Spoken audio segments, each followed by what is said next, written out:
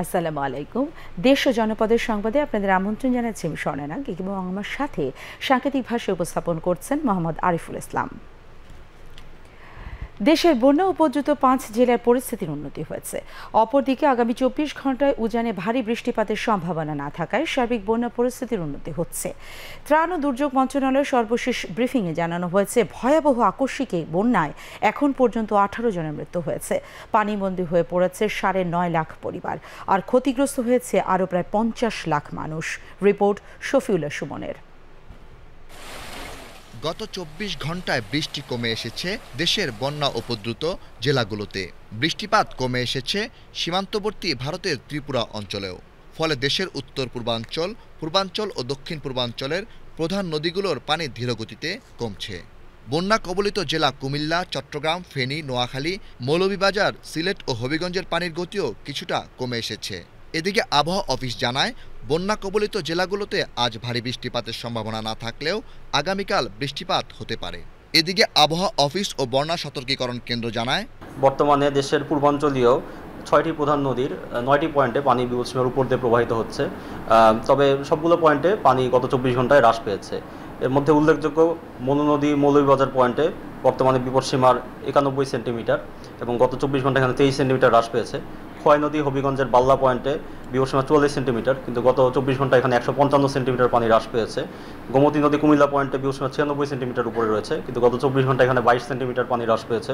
এবং ফেনী নদী রামগড়ে চট্টগ্রামে বিপদসীমার ৫৩ সেন্টিমিটার উপরে অবস্থান করছে, কিন্তু গত ২৪ ঘন্টায় ১৪৭ সেন্টিমিটার পানি হ্রাস পেয়েছে। গত ২৪ ঘন্টায় দেশের উজানে অর্থাৎ ত্রিপুরা অঞ্চলে তেমন উল্লেখযোগ্য ভারী বৃষ্টিপাত পরিলক্ষিত হয়নি এবং গত ৪৮ ঘন্টাতেও তেমন উল্লেখযোগ্য ভারী বৃষ্টিপাত পরিলক্ষিত হয়নি।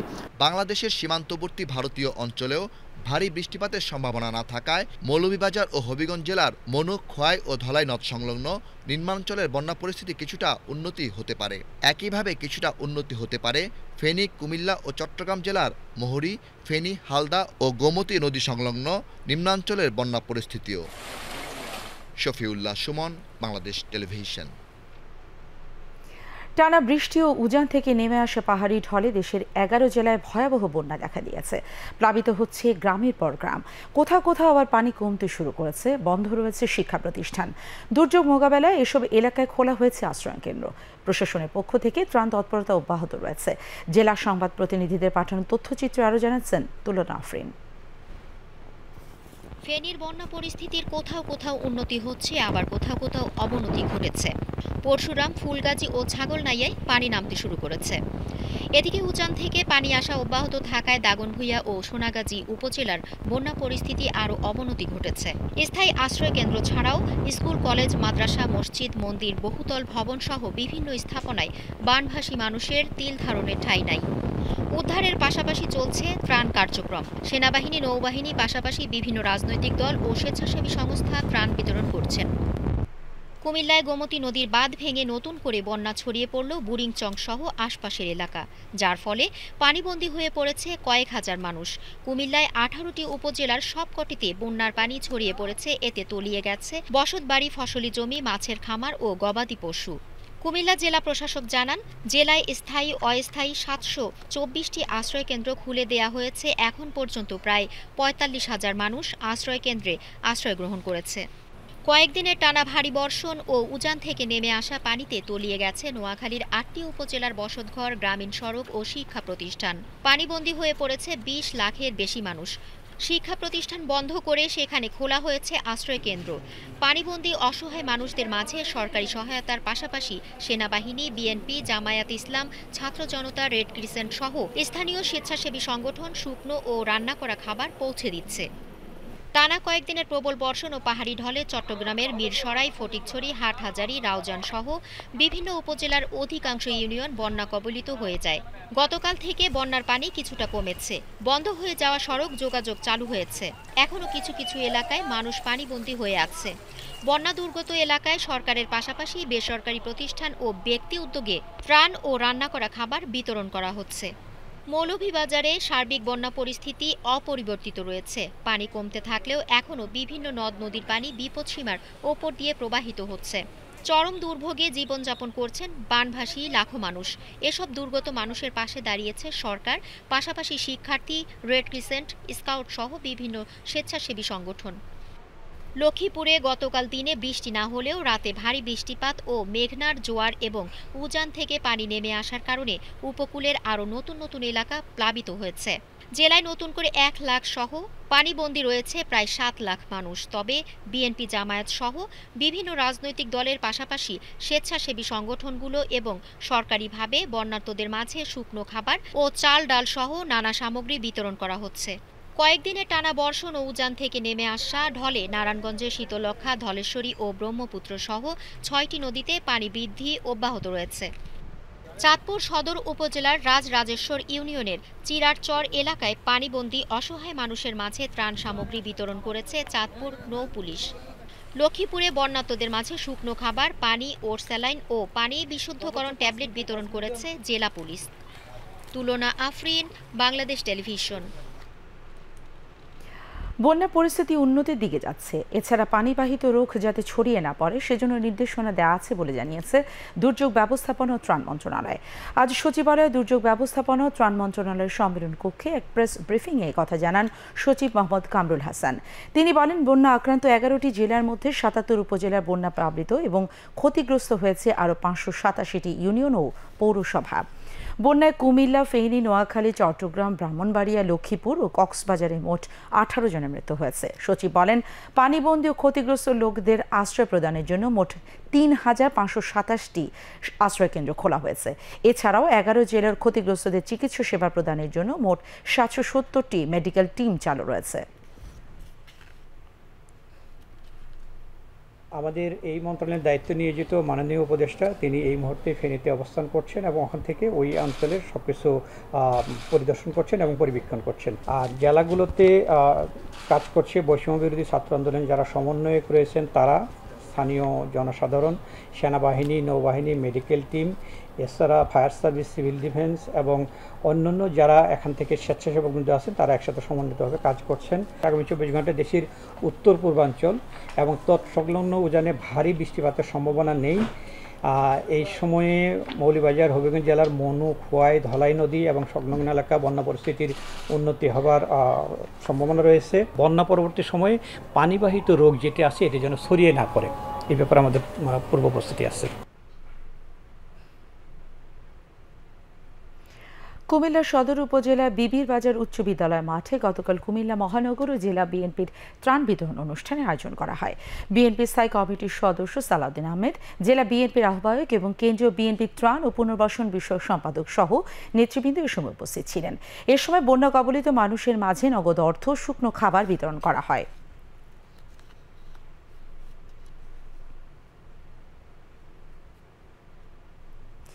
লক্ষ্মীপুরে আশ্রয় কেন্দ্রে থাকা বন্যা কবলিত নারীদের মাঝে শাড়ি ও ভুক্তভোগী পরিবারের মাঝে খাদ্য সামগ্রী বিতরণ করা হয়েছে।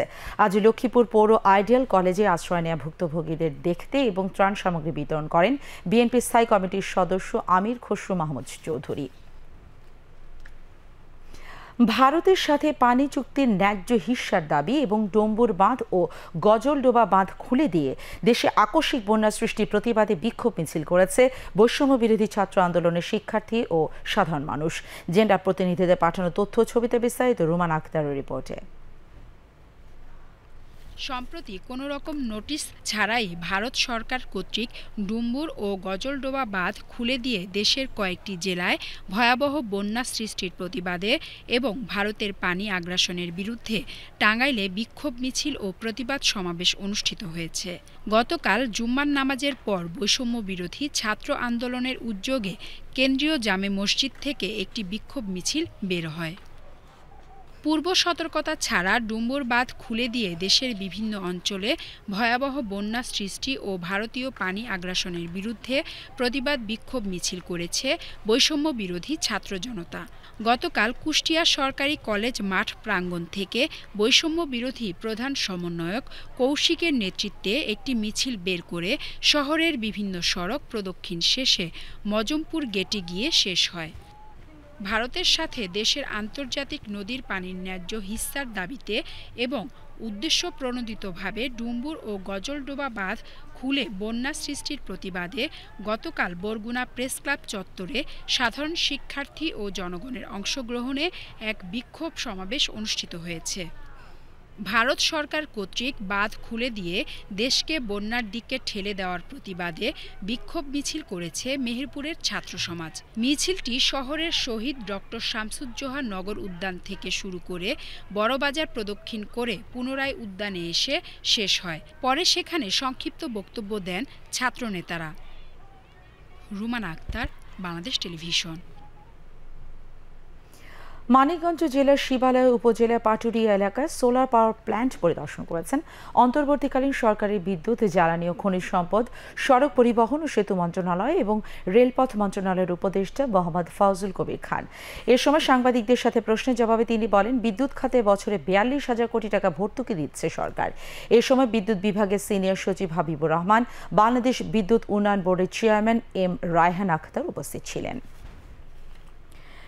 শিল্প এবং গৃহায়ন ও গণপূর্ত মন্ত্রণালয়ের উপদেষ্টা অ্যাডভোকেট আদিলুর রহমান খান গতকাল ছাত্র জনতার গণ আন্দোলনে নিহত মুন্সিগঞ্জ শহরের উত্তর ইসলামপুরের মিশুক চালক রিয়াজুল ফরাজি, অটোরিকশা চালক দীপজল সর্দার ও রং মিস্ত্রি মোহাম্মদ সজলের বাড়িতে যান এবং শোকাহত পরিবারের সদস্যদের খোঁজ খবর নেন।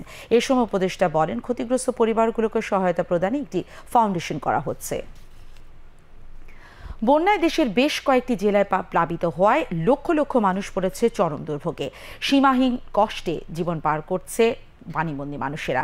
সরকারের পাশাপাশি অসহায় মানুষের পাশে এসে দাঁড়াচ্ছে বৈষম্য বিরোধী ছাত্র সমাজ। এর প্রেক্ষিতে পঞ্চগড় জেলা ও উপজেলায় শুরু হয়েছে অর্থ সংগ্রহের কাজ। বন্যা কবলিত ক্ষতিগ্রস্ত অসহায় মানুষের পাশে এগিয়ে আসার আহ্বান জানান তারা। রংপুর মেডিকেল কলেজ হাসপাতালের পরিষ্কার পরিচ্ছন্নতা কার্যক্রম পরিচালনা করেছে রংপুর সিটি কর্পোরেশন ও বৈষম্য বিরোধী ছাত্র আন্দোলনের শিক্ষার্থীরা। টেকসই উন্নয়ন ও গুণগত সংস্কারের জন্য প্রাতিষ্ঠানিক রাষ্ট্রীয় কাঠামো পরিবর্তনের পাশাপাশি ব্যক্তিগত সচেতনতা জরুরি। শিক্ষার্থীদের রাষ্ট্র সংস্কারের এই উদ্যোগে সকলকে সহযোগিতার হাত বাড়িয়ে দেওয়ার আহ্বান জানিয়েছেন রংপুর বিভাগীয় কমিশনার ও রংপুর সিটি কর্পোরেশনের প্রশাসক মোহাম্মদ জাকির হোসেন। তিনি আজ সকালে রংপুর মেডিকেল কলেজ হাসপাতালে রংপুর সিটি কর্পোরেশন ও বৈষম্য বিরোধী ছাত্র আন্দোলনের শিক্ষার্থীদের যৌথ উদ্যোগে পরিষ্কার পরিচ্ছন্নতা কার্যক্রমের উদ্বোধন শেষে সাংবাদিকদের একথা জানান। বৈষম্য বিরোধী ছাত্র সমাজের উদ্যোগে গতকাল পঞ্চগড় উচ্চ বিদ্যালয় মাঠে শোক র্যালি, শোক সভা, দোয়া মাহফিল ও গাছের চারা বিতরণ করা হয়। শোক সভায় বৈষম্য বিরোধী ছাত্র সমাজের সমন্বয়ক ও সহ সমন্বয়ক আতিকুর রহমান আতিক, ফজলে রাব্বি ও সুরাই আক্তার শশী বক্তব্য রাখেন। পরে আন্দোলনে নিহতদের আত্মার শান্তি কামনা ও আহতদের সুস্থতা কামনা করে দোয়া ও মোনাজাত করা হয়। আজ নতুন বাংলাদেশ বিনির্মাণে মেধার সন্ধানে শীর্ষক আলোচনা সভার আয়োজন করে অঙ্কুর মেধা বাংলাদেশ। আজ রাজধানী জাতীয় প্রেস ক্লাবে সংগঠনটি এই আলোচনা সভার আয়োজন করে। প্রফেসর ডক্টর শেখ আকরাম আলীর সভাপতিত্বে তত্ত্বাবধায়ক সরকারের সাবেক উপদেষ্টা এম হাফিজ উদ্দিন খান সহ বিভিন্ন পেশায় নিয়োজিত বিশিষ্টজনরা সভায় বক্তৃতা করেন। শেখ হাসিনা সরকারের সময় যে সকল মেধাবী যোগ্য মানুষ বিভিন্ন সময় চাকরিচ্যুত এবং বঞ্চনার শিকার হয়ে রাষ্ট্রের সেবাদানের সুযোগ হারিয়েছে, তাদের রাষ্ট্রের কল্যাণে নিয়োজিত করার দাবি জানান বক্তারা। বৈষম্য বিরোধী ছাত্র আন্দোলনে আওয়ামী লীগ সরকার পতনের পর বদলে গেছে দেশের বিভিন্ন এলাকার সড়ক ও অলিগলির দেয়ালের প্রতিচ্ছবি। তরুণ হাতে আঁকা দেয়ালের গ্রাফিতিতে ছেয়ে গেছে এসব এলাকার দেয়াল চিত্র। আন্দোলনে ছাত্র জনতার ত্যাগ, তিতিক্ষা ও নতুনের স্বপ্ন দীর্ঘদিন মানুষের মাঝে স্মরণীয় করে রাখতেই এই উদ্যোগ বলছেন শিক্ষার্থীরা। জেলা প্রতিনিধিদের পাঠানো তথ্য ভিডিওর ভিত্তিতে নুরুন্নাহার লিজার ডেস্ক রিপোর্ট। জয়পুরহাটের দেয়ালগুলোতে শিল্পকর্ম আঁকছেন স্কুল কলেজের শিক্ষার্থীরা। শহরের বিভিন্ন শিক্ষা প্রতিষ্ঠানের দেয়ালে দেয়ালে এখন শোভা পাচ্ছে আন্দোলনের স্লোগান, প্রতিবাদী গ্রাফিতি সহ আগামীর বাংলাদেশ সংস্কার ও বিনির্মাণের বিভিন্ন প্রতিবাদী উক্তি। এসব শিল্পকর্ম ও পরিষ্কার পরিচ্ছন্নতার কাজে নজর কাটছে সাধারণ মানুষ ও পথচারীদের। নীলফামারীর দেয়ালগুলো সেজেছে এক অন্য রূপে। শিক্ষার্থীদের রং তুলির ছোঁয়ায় বদলে গেছে জেলা শহর ছাড়াও উপজেলা সদরে চিরাচরিত দেয়ালের রূপ। দেয়ালগুলো পরিষ্কার পরিচ্ছন্ন করে নানা শিল্পকর্মে ফুটিয়ে তোলা হয়েছে বৈষম্য বিরোধী আন্দোলনের নানা দিক। আন্দোলনে ঢাকা চিত্র ছাড়াও রং তুলির আচরে দেখানো হয়েছে দেশের বিভিন্ন স্থানের শিক্ষার্থীদের উপর হামলার চিত্র। ফুটিয়ে তোলা হয়েছে আন্দোলনের সফলতা আর প্রত্যাশার নতুন বাংলাদেশ। মেহেরপুরের সরকারি মহিলা কলেজ, সরকারি বালক বিদ্যালয়, বালিকা বিদ্যালয় সহ বিভিন্ন শিক্ষা প্রতিষ্ঠানের দেয়ালে ছাত্রছাত্রীরা শহীদ শিক্ষার্থীদের স্মরণে কেউ দেয়াল ঘষে পরিষ্কার করছেন, কেউ বা সেখানে রঙের প্রলেপ দিচ্ছেন, আবার কেউ বা সে প্রলেপ দেওয়ার জায়গায় আঁকছেন লাল সবুজের পতাকা। রংতুলির আচরে বর্ণিল হয়ে উঠেছে জেলার বিভিন্ন শিক্ষা প্রতিষ্ঠানের দেয়াল। নাটোরে বৈষম্য বিরোধী শিক্ষার্থীদের উদ্যোগে দেয়ালচিত্র ও গ্রাফিতি অঙ্কন অব্যাহত রয়েছে। শহরের স্কুল, কলেজ, মাদ্রাসা সহ বিভিন্ন শিক্ষা প্রতিষ্ঠানের দেয়ালগুলোকে রাঙিয়ে তুলেছে তারা। ছাত্র জনতার অভ্যুত্থানের রক্তক্ষয়ী স্মৃতি দীর্ঘদিন স্মরণীয় করে রাখতেই এমন দেয়ালচিত্র অঙ্কন করছে জেলার কোমলমতি শিক্ষার্থীরা। চুয়াডাঙ্গায় বৈষম্য বিরোধী শিক্ষার্থীদের উদ্যোগে দেয়ালচিত্র ও গ্রাফিতি অঙ্কন অব্যাহত রয়েছে। শহরে বিভিন্ন শিক্ষা প্রতিষ্ঠান সহ পাড়া মহল্লার অলিগলির দেয়ালগুলোকে রাঙিয়ে তুলেছে শিক্ষার্থীরা। তারা দেয়ালে দেয়ালে প্রতিবাদী স্লোগান, দেশপ্রেমের জাগ্রত প্রতীকের ছবি, বিভিন্ন মনীষীর উক্তি তুলে ধরছে, যা চুয়াডাঙ্গার সাধারণ মানুষের মনে নাড়া দিয়েছে। দিনাজপুর শহরের গুরুত্বপূর্ণ দেয়ালগুলোতে শোভা পাচ্ছে প্রতিবাদী চিত্রকর্ম। জেলার বিভিন্ন স্কুল, কলেজের শিক্ষার্থীরা এই চিত্রকর্মগুলো আঁকার কাজ করছেন। চিত্রকর্মগুলোতে বৈষম্য বিরোধী শিক্ষার্থীরা সাম্প্রদায়িক সময়ে ছাত্র জনতার আন্দোলন, স্বৈরাচার বিরোধী স্লোগান সহ আগামী নতুন বাংলাদেশের চিত্র ফুটিয়ে তুলছেন। নুরুন্নাহা লিজা, বাংলাদেশ টেলিভিশন। চুয়াডাঙ্গায় বৈষম্য বিরোধী ছাত্র আন্দোলনের উদ্যোগে বৃক্ষরোপণ কর্মসূচি শুরু হয়েছে। গতকাল দর্শনা বাজারের শাহরিয়ার শুভমুক্ত মঞ্চে এই বৃক্ষরোপণ কর্মসূচির উদ্বোধন করেন দামুড়হুদা উপজেলা নির্বাহী কর্মকর্তা রোকসানা মিতা। এ সময় তিনি সকলকে এক হয়ে দেশের উন্নয়নে কাজ করে যাওয়ার আহ্বান জানান। টাঙ্গাইলের মির্জাপুরে বৈষম্য বিরোধী ছাত্র আন্দোলনে অংশ নিয়ে গুলিবিদ্ধ হয়ে কলেজ ছাত্র ইমন নিহতের ঘটনায় বাংলাদেশ আওয়ামী লীগের প্রেসিডিয়াম সদস্য, সাবেক মন্ত্রী ডক্টর মোহাম্মদ আব্দুর রাজ্জাক, সাবেক বাণিজ্য প্রতিমন্ত্রী হাসানুল ইসলাম টিটু এবং সাবেক এমপি খান আহমেদ শুভ, তানভীর হাসান ছোট মনির, হাসান ইমাম খান, সোহেল হাজারি, সানোয়ার হোসেন, জোয়াহেরুল ইসলাম জোয়াহের, আমানুর রহমান খান রানা, অনুপম শাহজাহান সহ 157 জনের নাম উল্লেখ সহ অজ্ঞাতনামা 400 থেকে 500 জনকে আসামি করে মির্জাপুর থানায় বৃহস্পতিবার এই হত্যা মামলা দায়ের করেন নিহত ইমনের ভাই সুমন। মামলার এজাহারে উল্লেখ করা হয়, গত 4 আগস্ট ঢাকা টাঙ্গাইল মহাসড়কের মির্জাপুর উপজেলার গোড়াই এলাকায় বৈষম্য বিরোধী ছাত্র আন্দোলনের সমাবেশে দুষ্কৃতিকারীরা গোড়াই হাইওয়ে থানা ও পুলিশের ওপর হামলা চালালে পুলিশের সাথে দুষ্কৃতকারীদের সংঘর্ষ বাধে। এ সময় শিক্ষার্থী ইমন গুলিবিদ্ধ হয়ে চিকিৎসাধীন অবস্থায় মারা যায়। বৈষম্য বিরোধী ছাত্র আন্দোলনে অংশ নিয়ে রাজশাহী বরেন্দ্র বিশ্ববিদ্যালয়ের শিক্ষার্থী সাকিব আঞ্জুম হত্যাকাণ্ডের ঘটনায় আওয়ামী লীগের সভাপতিমণ্ডলীর সদস্য, রাজশাহী সিটি কর্পোরেশনের সাবেক মেয়র AHM খায়রুজ্জামান লিটন ও রাজশাহী মহানগর আওয়ামী লীগের সাধারণ সম্পাদক ডাব্লিউ সরকার সহ 42 জনের নাম উল্লেখ করে অজ্ঞাতনামা আরও 300 জনের নামে হত্যা মামলা দায়ের করা হয়েছে। গত রাতে সাকিব আঞ্জুমের পিতা মাইনুল হক বাদী হয়ে রাজশাহী মহানগরীর বোয়ালিয়া মডেল থানায় এই হত্যা মামলা দায়ের করেন। মামলার এজাহারে বলা হয়, গত 5 আগস্ট দুপুরে মহানগরীর শাহ মখদুম কলেজের সামনে বৈষম্য বিরোধী শিক্ষার্থীদের আন্দোলনের ওপর রাজশাহী সিটির সাবেক মেয়র AHM খায়রুজ্জামান লিটন ও রাজশাহী মহানগর আওয়ামী লীগের সাধারণ সম্পাদক ডাব্লিউ সরকারের নির্দেশে হামলা চালায় আওয়ামী লীগের সন্ত্রাসীরা। ব্রাহ্মণবাড়িয়ায় মাদ্রাসার ছাত্র হত্যার অভিযোগে সাবেক গৃহায়ন ও গণপূর্ত মন্ত্রী উবায়দুল মুক্তাদি চৌধুরীর বিরুদ্ধে হত্যা মামলা দায়ের করা হয়েছে। গতরাতে মাদ্রাসার ছাত্র হোসাইন আহমেদের বড় বোন তানিয়া আখতার বাদী হয়ে সদর মডেল থানায় এই হত্যা মামলা দায়ের করেন। মামলায় উবায়দুল মুক্তাদি চৌধুরী সহ আওয়ামী লীগ, ছাত্রলীগ ও যুবলীগের 26 জনের নাম উল্লেখ ও অজ্ঞাত আরও 2 থেকে 300 জনকে আসামি করে মামলা দায়ের করা হয়। উল্লেখ্য, ভারতের প্রধানমন্ত্রীর বাংলাদেশের আগমনকে কেন্দ্র করে 2021 সালে 26, 27 ও 28 মার্চ ব্রাহ্মণবাড়িয়া মাদ্রাসার শিক্ষার্থীদের বিক্ষোভ চলাকালীন বিক্ষোভে মাদ্রাসার ছাত্র মাওলানা হোসেন আহমেদ সহ 16 জন নিহত হয়। বৈষম্য বিরোধী ছাত্র আন্দোলনে অংশগ্রহণকারী নরসিংদী মাধবদী থানার মাদ্রাসা ছাত্র মোহাম্মদ সুমন মিয়া গতকাল ঢাকায় একটি হাসপাতালে চিকিৎসাধীন অবস্থায় ইন্তেকাল করেছেন। বিটিভি জেলা প্রতিনিধি জানান, মাধবদী জালপট্টি দাখিল মাদ্রাসার 10ম শ্রেণীর শিক্ষার্থী সুমন বৈষম্য বিরোধী ছাত্র আন্দোলনের সময় মাধবদী এলাকায় গুলিবিদ্ধ হয়েছিলেন। আর এরই সাথে খবর শেষ করছি। খোদা হাফেজ।